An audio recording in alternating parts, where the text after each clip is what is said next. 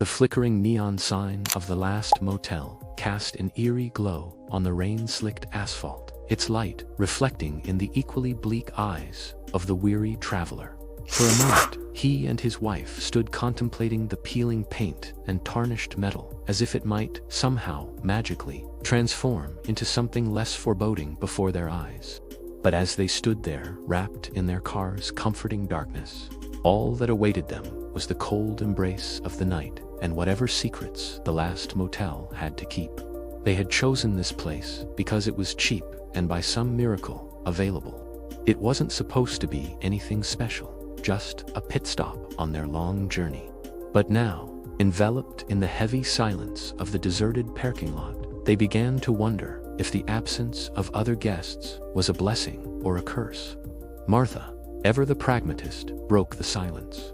"Let's just get this over with," she said, her voice echoing her unease. Her husband, John, nodded numbly, still lost in his thoughts. They unlocked the door and stepped inside. The room was a time capsule of sorts, filled with relics from another era, a TV with rabbit ears, a rotary phone and furniture that seemed to have been held together with hope and duct tape, yet it was undeniably clean.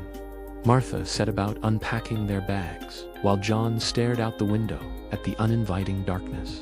Outside, the wind picked up, rattling the window panes and whipping the rain into a frenzy. Suddenly, a loud crash from the room next door made them both jump. John, his face ashen, turned to the front door, wanting to get as far away from this accursed motel as possible. But Martha, ever the adventurer, saw an opportunity for a good story.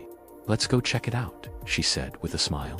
John hesitated, torn between his wife's adventurous spirit and his own ingrained timidity. But Martha was already at the door, and so he followed her, his unease growing with every step.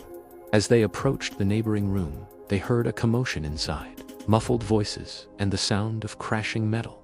Martha knocked tentatively, and when there was no reply, she tried the handle. To their surprise, the door swung open, revealing a scene that sent a chill down their spines. In the dim light filtering through the curtains, they could see the remnants of a struggle, an overturned chair, a broken lamp, and a safe lying on the floor, its door ripped open. Then they noticed the bed, or rather, the lack of it. The only trace of bedding was a sheet, crumpled and stained, lying in a corner. Martha, ever practical, went straight to the phone to call the police, but her fingers froze on the receiver. The motel had no phone service, no connection to the outside world. They were truly in the middle of nowhere. She turned to John, her face pale.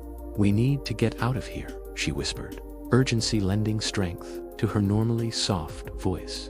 Together, they fled the room, their footsteps echoing in the suddenly silent hallway. Back in their room, they found themselves frozen by fear, unable to move, unable to speak. The room, once ordinary, now felt like a prison cell. The clock ticked loudly, each tick echoing the beat of their terrified hearts. Then, as if in a dream, they heard the sound of a key in the lock. The door opened slowly, and standing in the doorway was a man, his face obscured by the shadows. He took a step toward them, and in that instant, Martha and John knew that this was no ordinary motel. This was the last stop, not just on their journey, but perhaps on their lives.